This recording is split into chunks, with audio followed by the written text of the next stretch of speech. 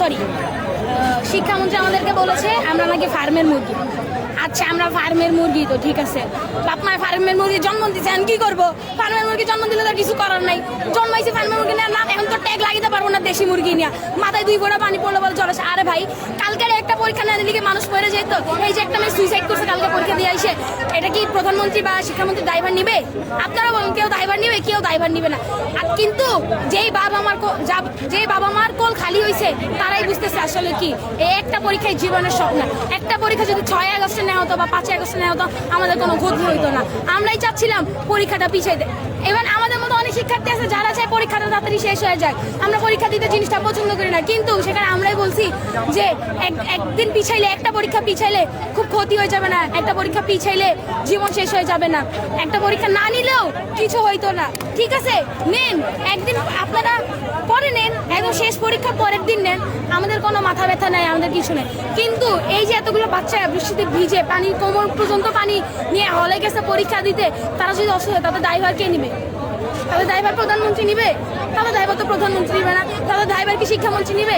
কখনোই নিবে না।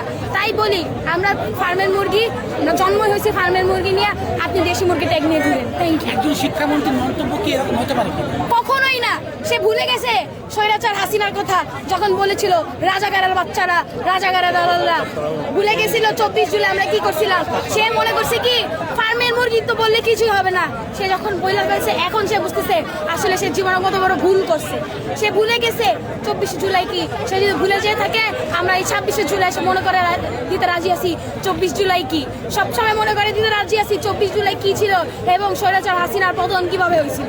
আচ্ছা আমরা বলছিলাম যে আসলে আপনারা গতকালকে অভিযোগ করছিলেন যে বিগত সরকারের যে রেজাল্ট সেটাকে দামানোর জন্য আপনাদের এই পদক্ষেপ নেই, আসলে এটা কি বাস্তবতা? আমার কাছে ভাই না বিএনপি না আওয়ামী লীগ না জামাত না, আমি কোনো দলই করি, কিন্তু একটা কথা কি জানেন, আজকে যদি এইচএসসিতে ফেল করি না, 2 দিন পরে যে বিদেশে যাবো, যে ট্যাক্সটা পাঠাবো, এটাই তাদের দরকার। জীবনে বাংলাদেশের মতো জায়গায় আর কিচ্ছু দরকার না। বাংলাদেশ টাকা ছাড়া আর কিছু চিনে না। বাংলাদেশ ভুয়া ভুয়া ভুয়া। শেখ হাসিনা যেমন দেশটাকে ধ্বংস করে দিচ্ছে, এখন বিএনপি সরকার দেশটা ধ্বংস করছে। কারোর হাতে দেশ নিরাপদ না। এই দেশ শেষ হয়ে গেছে, শেষ হয়ে গেছে। এই দেশ ঠিক করার মতো কোনো মানুষ নেই। নাম কি আপনার? আমার নাম রুবাইয়া মেহজাবিন সুই, আমি মাইলস্টোন কলেজের শিক্ষার্থী।